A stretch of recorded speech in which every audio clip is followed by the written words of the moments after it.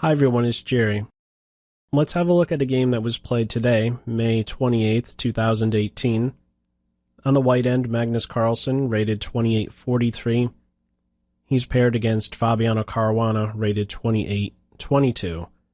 This was played at Norway Chess Round 1, and win, lose, or draw in this game, certainly one to keep a close eye on, as that World Chess Championship match approaches later this year, come November.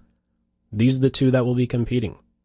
So who, if any, would go into that event with a psychological edge? I believe this will be the last game they play competitively before that event. So let's see what happened. We have a king-pawn battle in this one. And whenever I see the bishops opening, this bishop c4, I think, okay, white just wants something that's not heavy on theory. A quiet start to this one. And, well, plenty of their games have gone down that path. Both players are, you might identify as grinders. They do not mind taking a tiny advantage and just trying to convert that into the full point.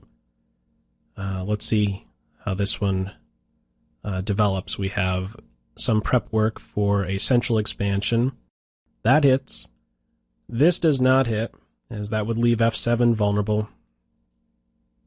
Dark square bishops are quick to leave this one, and at the moment, 7 moves in. A slight development lead for white. Black has a nice central pawn presence. Whether or not you could say that these are advantages for each side, I don't know. These are the two that really stick out to me at the moment. Okay, continuing. Some space with a threat to kill the bishop. That's not happening. c2 is now opened. Knight b to d7, e takes d, c takes d. Both sides now castled, rook e8, rook e1 and rook e8 only after about 10 moves, or 10 minutes. Why would you maybe want to hesitate with a move like rook to e8 as black? Well, don't forget that this bishop is bearing down at the black king. So, however indirect it may be, f7 is now a tiny bit more vulnerable without the rook on f8. You know, we don't have a black bishop bearing down towards the white king. f2 is not nearly as sensitive for white as f7 is for black. So continuing, white looks to improve the worst minor piece, this second ranked knight, eyeing up e3, g3. Meanwhile, black presses on the queen side, grabbing some more space, a nice group of 4 pawns on the 5th rank, and they look to move even further. The threat here is a4, and once a4 is in, that pawn could be promoted to a thorn on a3. It's just too deep in white's camp. So this is stopped altogether. This AB pawn duo is challenged. a4, b4, cbab. Let's pause for a moment. 14 moves in. Structurally, we have some imbalances. A passer for white, and a central pawn duo, central pawn majority for Team Black. So how will this center be challenged? You know, the longer it's able to sit like this, it's just taking away so many good squares from the white pieces. Let's see, knight e3, bishop b7. This is Carlsen's idea. d4 is a pawn sacrifice. e4 hits, and where does the knight go? He's not going backwards. You know, this pawn would embarrass that knight. And where would he be going from d2? b1? So that the b4 pawn could embarrass him? No, the idea is to jump in, give up a pawn, the d pawn, so that the d4 square is vacated for what is now a masterful queen. White's down a pawn, but has a fantastic queen post on d4, and it's not clear how exactly you get rid of this animal. I mean, no dark square bishop around, this knight will take 3 moves, and it would be awkward moves before you could even attempt to challenge the queen to do something awkward like that. Run to b8 and then c6. Okay, a lot of stuff would happen if that is attempted. But how do you get at the queen? It's not going to be the bishop, it's not going to be the rooks, if anything, the queen. But even the queen finds it difficult to do that. Okay, continuing. Rook A to C1. Rook D7. Rook E to D1. Some square for the king now, flight square for black. Rook C5. No, this pawn could be captured, but what's the cost? The wheels would be set into motion. D4 would hit. The knight would have to find a new square, and maybe then D3. That pawn would be getting way too invasive. The queen stays put. Rook C5. Okay, this may be the idea, given some time.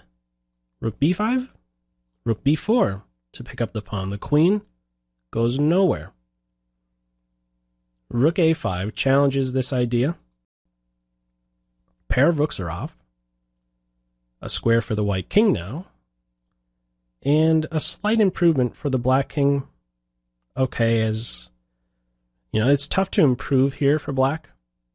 Pieces are all on pretty good squares, but tough to find that, you know, tiny improvement for the pieces.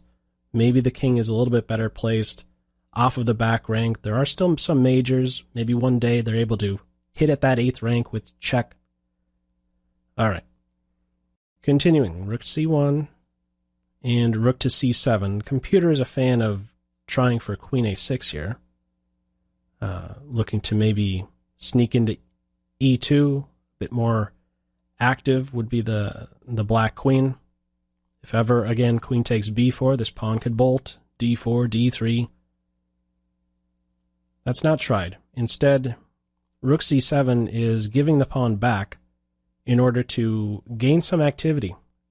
The black pieces will now becoming a bit more active.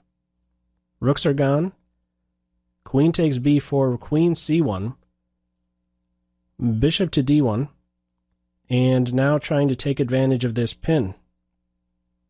What does the white queen do? She gets right back to d4. This is still a fantastic square. She's only going there. She only went there to take out the pawn. She's returning now, defending the bishop, making sure this pawn doesn't even have the option to move forward. Bishop e2. White gets out of the pin. Bishops are off. The knight recaptures. The queen has a responsibility. She's not inconvenienced. Right? Defends b2, the knight, f2, everything is glued together, starting with that queen, who still cannot be challenged. Material is balanced, but white has now two connected passers, A-B pawns. And how do you improve this knight? Let's see. First, we have a check, king g1, queen c1, and the b pawn gets rolling. e3 hits. This is giving up a pawn in order to grant the knight a square to work with. e4. F takes e3. Knight e4. Queen takes d5. So what's the material count? It's now white. At one point, white was down a pawn, now is up 2 pawns. Black, can you take advantage of this pinned knight? Let's see. Knight to d2. There are a couple approaches here. At the moment, the knight is cutting off the queen's defense of d1 along this file. You know, as I'm taking a quick glance at this position, I think, okay, the way to defend the knight is queen to d3 and then queen to e2. That's one way to do it. But it was interesting for me to see, okay, there's another approach. Queen f5 check in the game. And queen to g4. So, similar thing, defending along a diagonal, but when you compare e2 versus g4, I like the g4 post a little bit better, right? It has a responsibility of defending b4. Maybe at some stage there can be a check. Okay, not right now. But it seems like she's a much more flexible piece. Okay, all of that said, in the end, she ends up being forced to e2. f5, trying to shoo the queen away. Of course, he can't take. But I just found it, you know, instinctually, I thought, oh, you check here and then go here. But it's interesting to just see the different avenues and having the queen on g4 versus e2. Okay, in the end, e2 she is. She's on e2 in any event. Knight e4. Looking at knight c3. That's defended, taking away this intersection square from black. Queen a1, a5, everything is defended. You know, these last several moves, black pitched some material in order to gain some activity. White is now on the back foot. First rank pieces, but everything is tied together. Doesn't appear to be a way to take advantage of this pin. So in the game it's knight d6. d2 is now available for the queen. Knight c4, and this is not the first time we've seen the queen on d4. Any one of these four center squares are fantastic, offering a queen exchange at the same time. Queen c1, king steps over, knight takes e3, and the knights are off. White is still ahead material-wise, only now by a pawn, but these are two big pawns, two passers. King f2, queen c2. White still has this shelter and makes use of it. First inserting a check. Notice how many times these central squares are being made use of by the white queen. King on h2. Black wants to break down this structure to get at the king. This is black's attempt to try and hold this, trying to pry at the king's home, the g2h3 structure. So f3 is secure with white's last move. Another nice central square. Continuing, we have queen a4. I like this sequence of moves here. Queen f7 check, forcing the king back. And now queen g6, looking to pick up a couple pawns. This hits. Queen takes b, queen takes h with check, g with check. White is now up 2 pawns, and it's difficult for black to hold on. Again, the only hope is for some perpetual. White gives a check, a little bit of repeating there. Queen h5, queen g5, and now gets rolling with the h-pawn. Given some time, you would like to see h6, or h5, h6, and then queen g7 for mate. And if mate is prevented, that would mean the queens are exchanged, and if the queens are exchanged, the a-pawn runs. No stopping the a-pawn. So queen d6 in the game. Some more checks thrown in there. h5, f3, that's a discovered check. g3, f2, and now queen to g6. If queen takes queen, pawn takes queen with check, and then the king will be there in time to pick up the pawn, and this guy runs. So what is tried is king h8, and white gets the queen, but black is there to produce a new queen. So now, what do we have? 3 pawns to the good for Team White. White just has to make sure there's no perpetuals, so wants to establish a strong queen post. This is a good one, preventing any good check from the black queen. Let's get a few more moves in here. Queen is there to defend the a-pawn and also defend the third rank. So a check can be thrown in here, but the king could then step up. So, for example, queen to e2 here, there's king to g3, and once more, this queen is a very good defender against any ensuing checks by the black queen.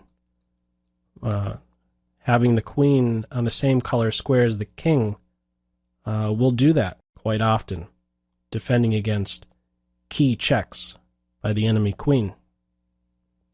Okay, we don't have queen e2 here. Black centralizes. A check on c7. King steps up. There is one check, but after king here, there's not a good follow-up check.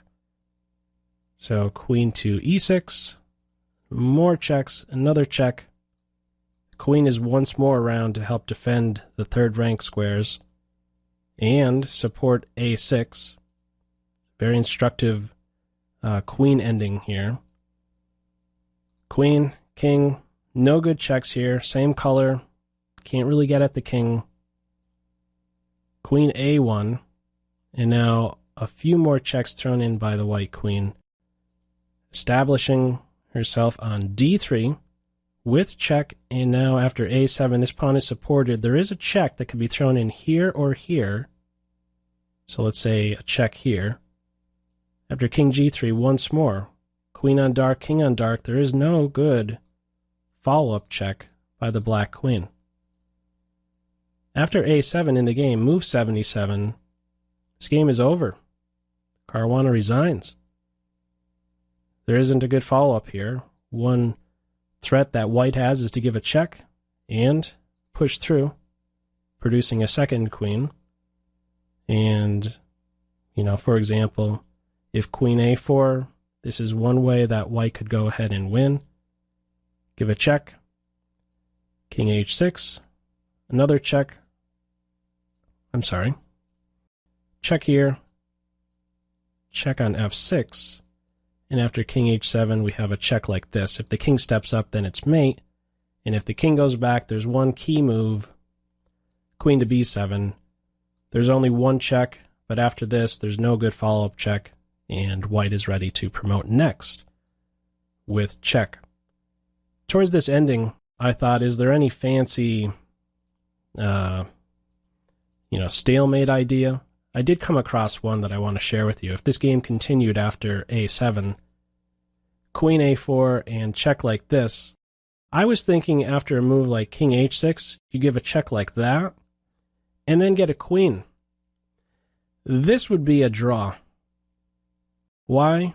Feel free to pause the video. Okay, this is what black could do. Take on G4. King takes queen, stalemate. And if you don't take the queen, well, black eventually forces you to take the queen. This would be stalemate. Anyhow, just a quick variation that I found interesting towards the end of this one. It was very natural for me to want to play to this back rank with check and then just get a new queen supporting that A8 square. But in this situation, it would not be good because of this shot on G4.